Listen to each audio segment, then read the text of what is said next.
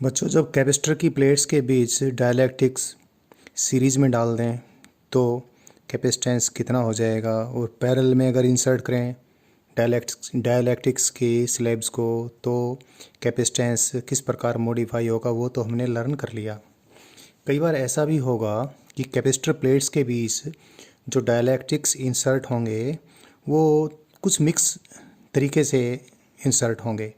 ठीक से कोई सीरीज़ पैरेलल कम्बिनेशन नहीं भी बन पाएगा, तो भी हम कुछ ऐसी सिचुएशन ज़रूर होंगी जिनमें हम कैलकुलेशंस कर सकेंगे कि कैपेसिटेंस कितना होगा।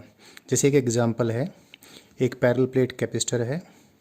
उस पैरेलल प्लेट कैपेसिटर की प्लेट्स के बीच 3 डाइलेक्ट्रिक्स डाले हुए हैं। एक डाइलेक्ट्रिक का तो एक डाइलेक्ट्रिक की स्लैब का फेस एरिया तो कैपेसिटर की प्लेट के एरिया के बराबर ही है। उसका डाइलेक्ट्रिक कांस्टेंट K1 है K के बराबर, और उसकी डाइलेक्ट्रिक स्लैब की thickness D/2, where D is the distance between the two plates. और बाकी जो आधी जगह है कैपेसिटर प्लेट्स के बीच में जिसकी थिकनेस D/2 है, उस आधी जगह में 2 डाइलेक्ट्रिक्स हैं। दोनों का फेस एरिया A/2 है, जैसे इस डायग्राम में दिखा रखा है। इस प्रकार 3 डाइलेक्ट्रिक्स हैं और 3 डाइलेक्ट्रिक्स इस पैरेलल प्लेट कैपेसिटर के बीच के स्पेस को फिलअप किए हुए हैं।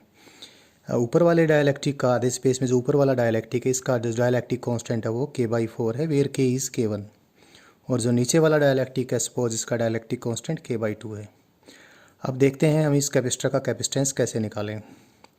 जब इसका कैपेसिटेंस बच्चों से निकालने के लिए हम पूछते हैं तो अक्सर कुछ बच्चे जो गलती करते हैं वो ये करते हैं, अब वो पहले तो इन 2 कैपेसिटर्स को पैरेलल में कंसीडर करते हैं।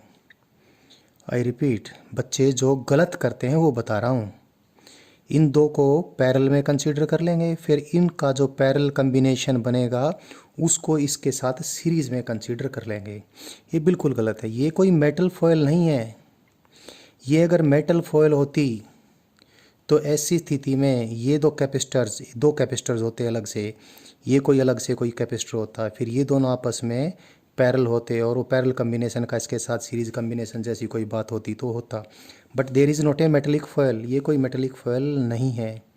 कोई मेटेलिक फॉयल नहीं होने के कारण से हमने इसका जिस प्रकार से करना है ट्रीटमेंट वो ये कि बीच में एक लाइन ड्रा करें। बीच में लाइन ड्रा की हमने और इस प्रकार से इस डायलैक्ट्रिक के भी 2 हिस्से कर दिए, A/2 का ऊपर, A/2 का ऊपर। अब जैसे ही हम इसके अक्रॉस कोई भी वोल्टेज अप्लाई करेंगे, इन दोनों प्लेट्स के बीच सेम वोल्टेज होगी। यानी ये प्लेट और इस प्लेट के बीच, इस प्लेट के आधे हिस्से के बीच भी वही पोटेंशियल डिफरेंस है, इसके बीच भी वही पोटेंशियल डिफरेंस है। तो इसका मतलब ये हुआ, ये ऊपर वाला कैपेसिटर जो बन गया ये, और ये नीचे वाला कैपेसिटर बन गया ये, अब ये दोनों पैरेलल में बिहेव करेंगे। ऊपर वाला जो कैपेसिटर बनता है उसका प्लेट एरिया कितना, A/2, और उसमें 2 डाइलेक्ट्रिक फील्ड हैं जो कि सीरीज़ में है। एक का डाइलेक्ट्रिक कांस्टेंट K है और एक का K/4। तो ऊपर वाला जो कैपेसिटर बन गया उसके उसके कैपेसिटेंस की कैलकुलेशन जो हमने शॉर्टकट बताया था, सीरीज़ अगर इंसर्शन है तो उस तरीके से कर लेते हैं। तो ऊपर वाले डाइलेक्ट्रिक का अगर ऊपर वाले कैपेसिटर का अगर कैपेसिटेंस CF है तो 1/CF इज़ इस कैपेसिटर के, ये अगर कैपेसिटर मानूँ मैं, यहाँ पर फॉयल है नहीं लेकिन शॉर्टकट ये बनता है कि जैसे इन 2 को मैं सीरीज कम्बिनेशन ऑफ कैपेसिटर मान लूँ, तो ये अगर कैपेसिटर बनता है तो इसकी कैपेसिटेंस का इन्वर्स क्या होगा, इसकी थिकनेस जो कि कितनी है D/2 डिवाइड बाई इसका dielectric constant K, plate area A/2 and ε0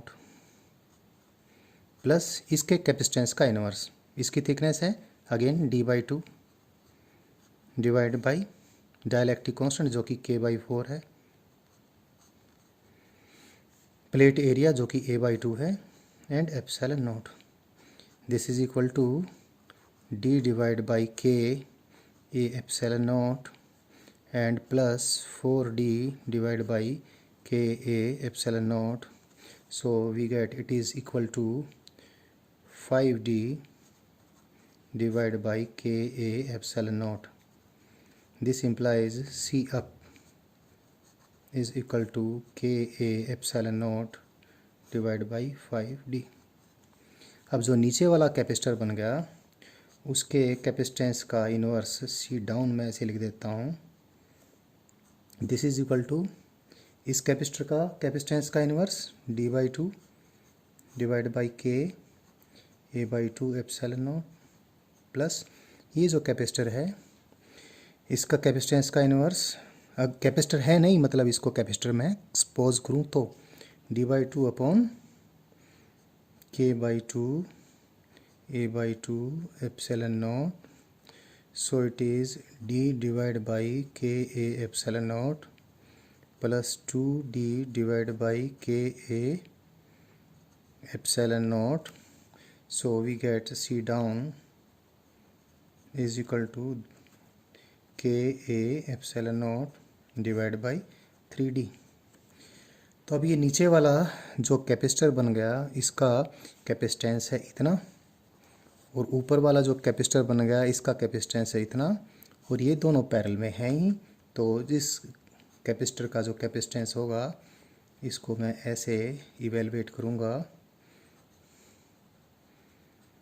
के A epsilon naught divide by 5D plus K A epsilon naught divide by 3D, और ये कितना हो जाएगा, ये हो जाएगा के A epsilon not 15D into 8, so it is this. तो अगर किसी कैपेसिटर की प्लेट्स के बीच डायलैक्ट्रिक्स का कोई सीधे से सीरीज़ या पैरेलल कम्बिनेशन नहीं भी बनता है तो भी हम ऐसी सिचुएशन जहाँ कैलकुलेशंस पॉसिबल हुई तो हम कोई ना कोई तरीके से कैपेसिटेंस कैलकुलेट कर लेंगे। अब बच्चों अगला टॉपिक मैंने जो आपको करवाना है वो ये है कि किसी कैपेसिटर की, चार्ज कैपेसिटर की प्लेट्स के बीच कितना इलेक्ट्रिक फोर्स होगा, that is force between the capacitor plates of a charged capacitor। पहले तो इसको समझते हैं, किसी कैपेसिटर की जो प्लेट्स होंगी वो एक दूसरे के ऊपर फोर्स कैसे लगाएंगी, कितना लगाएंगी, ये हम कैसे कैलकुलेट करेंगे।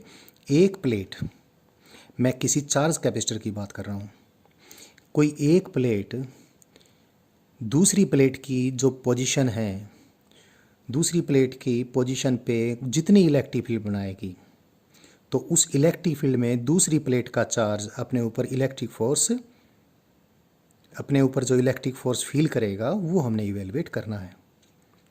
तो बहुत आसान इवेलुएशन हो जाएगा अगर कैपेसिटर हमारे पास पैरेलल प्लेट कैपेसिटर है। तो पैरेलल प्लेट कैपेसिटर की दोनों प्लेट्स, चार्ज के पैरेलल प्लेट कैपेसिटर की दोनों प्लेट्स एक दूसरे पर कितना फोर्स लगाएंगी वो हम इवेलुएट कर लेते हैं। उसको दो भागों में डिवाइड कर देता हूँ इस प्रॉब्लम को मैं। एक तो पैरेलल प्लेट कैपेसिटर जब उसकी प्लेट्स के बीच में कोई डायलैक्ट्रिक नहीं है, और एक जब डायलैक्ट्रिक फील्ड है। तो देखिए ज़रा, ये दो प्लेटें हैं किसी पैरेलल प्लेट कैपेसिटर की, दोनों का प्लेट एरिया वही ए और दोनों के बीच में डिस्टेंस डी है। कैपेसिटर चार्ज है, एक प्लेट पे चार्ज प्लस क्यू है, एक पे चार्ज माइनस क्यू है। तो किसी भी एक प्लेट के ऊपर फोर्स निकालने के लिए, सपोज मैं इस प्लेट पे फोर्स निकालता हूँ इस प्लेट के कारण, तो ऑब्वियसली इस प्लेट पर इसके कारण जो होगी एक्शन, अगर ये है तो वो उसकी रिएक्शन होगी, दे आर इक्विवेलेंट अपोजिट। तो मैं ये निकाल लेता हूँ। तो पहली प्लेट ने इस प्लेट की पोजीशन पे कितनी फील्ड बनाई है उसको अगर मैं E1 कहूँ तो E1 कितनी होगी, ये चार्ज प्लेट कितनी फील्ड बनाती है, Q/A epsilon not, Q/2A epsilon not. तो पहली प्लेट ने इस प्लेट की पोजीशन के ऊपर इतनी फील्ड बनाई है, और ये फील्ड यूनिफॉर्म है, इसके प्रत्येक चार्ज एलिमेंट के ऊपर फील्ड इसकी तरफ ही है और इतनी मैग्नीट्यूड की है।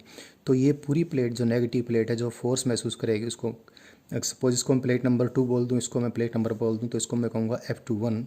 और क्योंकि नेगेटिव चार्ज प्लेट है और ये पॉजिटिव चार्ज प्लेट ने फील्ड इधर बनाई है, तो नेगेटिव चार्ज प्लेट पे फील्ड, इलेक्ट्रिक फील्ड के पॉजिटिव यानी इधर लगेगा फोर्स। तो ये जो फोर्स होगा ये फोर्स इस पॉजिटिव प्लेट की तरफ होगा, यानी नेगेटिव प्लेट अपने आप को पॉजिटिव प्लेट से अट्रैक्टेड फील करेगी। फोर्स कितना होगा, इसका चार्ज, क्योंकि इसके प्रत्येक चार्ज एलिमेंट के फील्ड की वैल्यू सेम है, तो Q/E1 होगा। तो E1 की वैल्यू पुट कर दूँ तो it will be Q²/2A epsilon nought. So this is the electric force exerted by one plate of a charged capacitor. This is the case when the capacitor is a parallel plate capacitor upon the other plate, and the same will be the force exerted by this plate upon this plate। इसके ऊपर भी इतना ही होगा। इसको मैं F12 बोल दूँ तो F12 और F21, तो एक्शन रिएक्शन पेयर है ही हैं, तो दोनों प्लेट एक दूसरे को अट्रैक्ट करेंगी और अट्रैक्शन का फोर्स इतना होगा। अब मैं क्या करता हूँ कि इस पैरेलल प्लेट कैपेसिटर की दोनों प्लेट्स के बीच में कोई डाइलेक्ट्रिक फिलअप कर देता हूँ। तो डाइलेक्ट्रिक फिलअप करने से दोनों के बीच में जो फोर्स होगा वो कितना होगा एक बार समझ लें। कई बार बच्चा ये कर लेता है कि डाइलेक्ट्रिक का डाइलेक्ट्रिक कांस्टेंट के है तो इलेक्ट्रिक फील्ड को के टाइम रिड्यूस करके और इस फोर्स को भी के टाइम रिड्यूस कर लेता, वो नहीं होगा।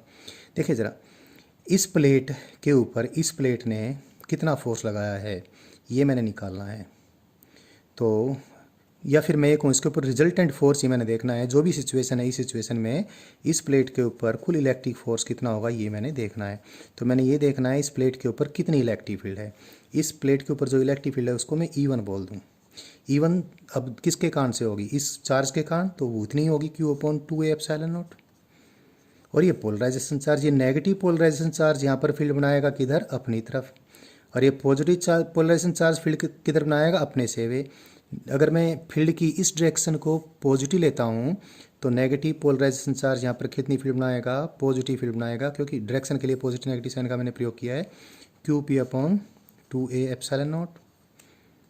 और जो पॉजिटिव पोलराइजेशन चार्ज है ये अपने से बाहर फील्ड इधर बनाएगा, और क्योंकि इस डायरेक्शन को मैंने नेगेटिव लिया है तो -QP/2A एप्सिलॉन नॉट। यानी डाइलेक्ट्रिक स्लैब का जो पोलराइजेशन चार्ज अपने से बाहर जीरो फील्ड बनाएगा, तो कुल मिलाकर E1 की वैल्यू वही रहेगी, कितनी, Q/2A एप्सिलॉन नॉट। इसलिए इस प्लेट के ऊपर कितना फोर्स रहेगा, वही जो पहले था Q/E1 and that comes out to be Q² divide by 2A epsilon nought. So we can see that the electric force between the two plates of a parallel plate capacitor, if it is having some charge and the voltage source has been disconnected। देखो ये charge देकर उनके बीच कोई हमने battery connect नहीं कर रखी है, बैटरी हमने चार्ज देने के बाद हटा ली है।